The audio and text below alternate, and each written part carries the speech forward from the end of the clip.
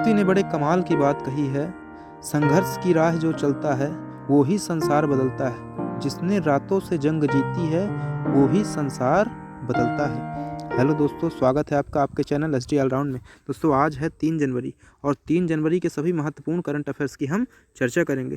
दोस्तों आपको बता दें, अगर आप किसी कॉम्पिटिटिव एग्जाम की तैयारी कर रहे हैं तो इसमें बहुत ही महत्वपूर्ण क्वेश्चन लिए गए हैं जो कि आपके आने वाले एग्जामों के लिए बहुत यूज़फुल होंगे। तो दोस्तों हम इसमें बहुत ही महत्वपूर्ण स्टैटिक जीके भी लिए हैं जो कि आपके एग्ज़ाम के लिए एक बूस्टर के तौर पर होंगे। तो चलिए दोस्तों स्टार्ट करते हैं हम आज के अपने पहले क्वेश्चन के साथ।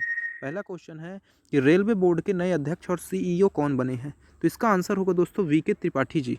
कौन बने हैं? तो VK Tripathi ji railway board के नए अध्यक्ष और सीईओ बने हैं। ठीक है दोस्तों, और ये सुनीत शर्मा जी की जगह लेंगे। अब दोस्तों इंडियन रेलवे की बात आई, चलिए इसके बारे में डिटेल से जानते हैं। 16 अप्रैल 1853 को इसकी स्थापना हुई थी। ठीक, और यह मुख्यालय कहाँ है? दिल्ली में है इसका मुख्यालय। और इस रेल मंत्री कौन है वर्तमान में? तो रेल मंत्री अश्विनी वैष्णव जी हैं। वहीं रेलवे बोर्ड के अध्यक्ष और सीईओ कौन बन गए हैं? तो वीके त्रिपाठी जी। और स्वतंत्र भारत के पहले रेल मंत्री कौन थे? तो जॉन मथाई जी थे। कौन थे? जॉन मथाई जी थे।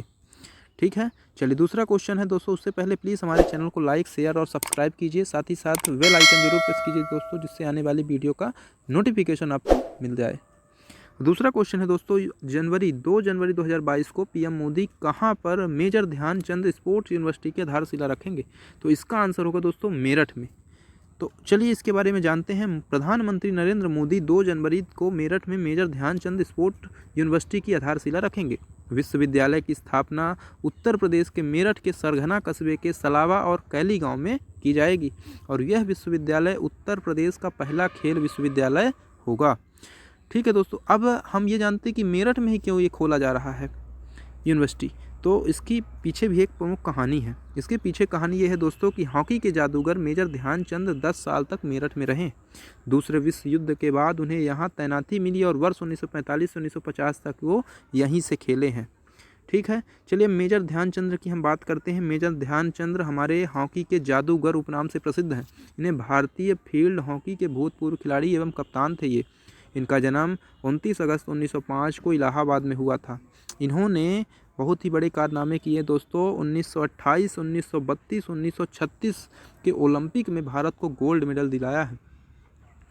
ठीक है, तीसरा क्वेश्चन है, 1 जनवरी 2022 को रक्षा अनुसंधान और विकास संगठन डीआरडीओ ने अपना कौन सा स्थापना दिवस मनाया? तो इसका आंसर होगा दोस्तों 64वां स्थापना दिवस मनाया है। 1 जनवरी को 64वां स्थापना दिवस है। डीआरडीओ की बात आई है दोस्तों, डीआरडीओ के बारे में जानते हैं। Defence research and development organisation, रक्षा अनुसंधान एवं विकास संगठन। स्थापना 1958 में हुई थी। मुख्यालय नई दिल्ली है और इसके अध्यक्ष कौन है? तो जी सतीश रेड्डी जी हैं। अब डीआरडीओ संबंधित कुछ प्रमुख हम प्रश्नों की बात करेंगे जो कि हाल ही में घटित हुए हैं। उनके बारे में करंट अफेयर्स की हम बात करते हैं। डीआरडीओ स्वदेश रहित मानव रहित high speed expendable aerial target अभ्यास का सफल परीक्षण किसने किया? तो डीआरडीओ ने किया है। वहीं नई पीढ़ी की परमाणु सक्षम बैलिस्टिक मिसाइल अग्नि-P का सफलतापूर्वक परीक्षण किसने किया? तो डीआरडीओ ने किया। 13 दिसंबर 2021 को सुपरसोनिक मिसाइल असिस्टेड टॉरपीडो का सफल परीक्षण तो ये भी डीआरडीओ ने किया है। वहीं नई पीढ़ी प्रलय मिसाइल का भी प्रथम उड़ान परीक्षण किसने किया? तो डीआरडीओ ने किया है।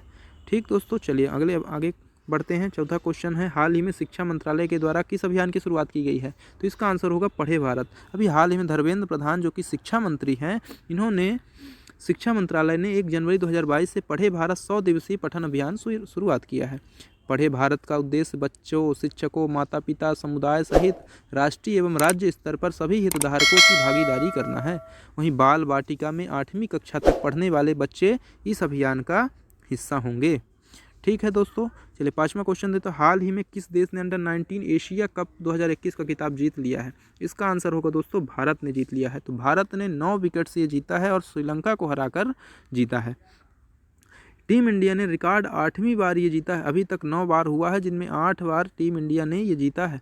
1989 से लेकर अब तक 9 बार घटित हुआ है एशिया अंडर-19 कप और 8 बार भारत ने जीता और एक बार अफगानिस्तान ने 2017 में जीता था पाकिस्तान को हरा करके। ठीक है, 6वां क्वेश्चन है, बारबाडोस के में भारत के नए उच्चायुक्त कौन नियुक्त हुए? तो बारबाडोस में भारत के नए उच्चायुक्त हुए हैं एस बालचंद्रन जी। चलिए अब इसके बारे में बारबाडोस की बात आई है तो बारबाडोस की बात हम समझते हैं इसके बारे में डिटेल से। उत्तर अमेरिका महाद्वीप में स्थित है ये देश। बारबाडोस की राजधानी है ब्रिज टाउन। यहाँ की मुद्रा बारबाडोस डॉलर है और यहाँ के राष्ट्रपति कौन है? डैम सैंड्रा मेसन जी यहाँ के राष्ट्रपति हैं। 7वां क्वेश्चन है भारतीय तट रक्षक का नया महानिदेशक किसे नियुक्त किया है? तो भारतीय तट रक्षक का नया महानिदेशक वीरेंद्र सिंह पठानिया जी। चलिए, बेहतरीन चॉपर पायलट वीरेंद्र सिंह पठानिया को भारतीय तट रक्षक का नया महानिदेशक नियुक्त किया गया और ये 24वें महानिदेशक बने हैं। चलिए, भारतीय तट रक्षक बल की बात करते हैं दोस्तों। इंडियन कोस्ट गार्ड ICG स्थापना हुई थी 18 अगस्त 1978 को। तट रक्षक बल दिवस कब मनाया जाता है? तो 1 फरवरी को। मुख्यालय कहाँ है? नई दिल्ली में इसका मुख्यालय है। और महानिदेशक कौन बनाए गए 24 में? वीरेंद्र सिंह पठानिया जी। हाल ही में इस्पात मंत्रालय के सचिव के रूप में किसने पदभार संभाला है? तो इसका आंसर होगा संजय कुमार सिंह जी ने। चलिए, इनके बारे में जानते हैं। संजय कुमार सिंह जो कि मध्य प्रदेश कैडर के 1987 बैच के IAS अधिकारी, इन्होंने इस्पात मंत्रालय के सचिव के रूप में पदभार संभाला है। उन्हें किसकी जगह पर? PK त्रिपाठी के स्थान पर ये पद मिला है। अब इस्पात मंत्रालय की बात आई है तो इस्पात मंत्रालय क्या होता है दोस्तों? देश में लोहा और इस्पात उद्योग के विकास के लिए जिम्मेदार है। रामचंद्र प्रसाद सिंह इस्पात मंत्री हैं। कौन है? रामचंद्र प्रसाद सिंह मंत्री हैं। 9वां है केंद्र सरकार ने मध्य प्रदेश में अतिरिक्त पुलिस महानिदेशक के कितने पदों की स्वीकृति प्रदान की है? तो 9 पदों की स्वीकृति प्रदान की है। चलिए, अब हम कुछ प्रमुख प्रश्नों की बात करते हैं दोस्तों। तो पुलिस स्मृति दिवस कब मनाया जाता है? तो 21 अक्टूबर को। वहीं तीरे तीरे नर्मदा किसकी पुस्तक है? तो अमृतलाल बेंगड़ जी की। नर्मदा किन 2 पर्वत श्रृंखलाओं के मध्य बहती है? तो विंध्य पर्वत और सतपुड़ा पर्वत के मध्य। मध्य प्रदेश के जेल मंत्री कौन है? तो नरोत्तम मिश्रा, यही जेल मंत्री साथ ही साथ गृह विधि विधायी मंत्री भी नरोत्तम मिश्रा जी हैं। आई टैग का पंजीयन कितने वर्षों के लिए होता है? जो GI टैग दिया जाता है तो 10 वर्षों के लिए पंजीयन होता है। सबसे पहले देश में GI टैग किसे मिला? तो 2004 में दार्जिलिंग की जो चाय है पश्चिम बंगाल की, उसे मिला था। वहीं आपको बता दें कि मध्य प्रदेश की पहली खुली जेल कहाँ स्थापित की गई? तो मुंगावली अशोकनगर में। ठीक है दोस्तों, तो ये बहुत इंपॉर्टेंट क्वेश्चन है दोस्तों। आप ऐसे हमारे साथ बने रहिए। हमारे चैनल को लाइक शेयर सब्सक्राइब कीजिए, साथ ही साथ बेल आइकन प्रेस कीजिए और ऐसे ही हम कंटेंट लेके आते रहेंगे दोस्तों, जो कि आपके एग्ज़ाम के लिए बहुत ज़रूरी होंगे। 10वां क्वेश्चन है हाल ही में भारतीय सेना के द्वारा मध्य प्रदेश में किस छावनी में आर्टिफिशियल लैब की स्थापना की गई? तो इसका आंसर होगा दोस्तों महू छावनी। महू छावनी में सेना के द्वारा आर्टिफिशियल लैब की स्थापना की गई है।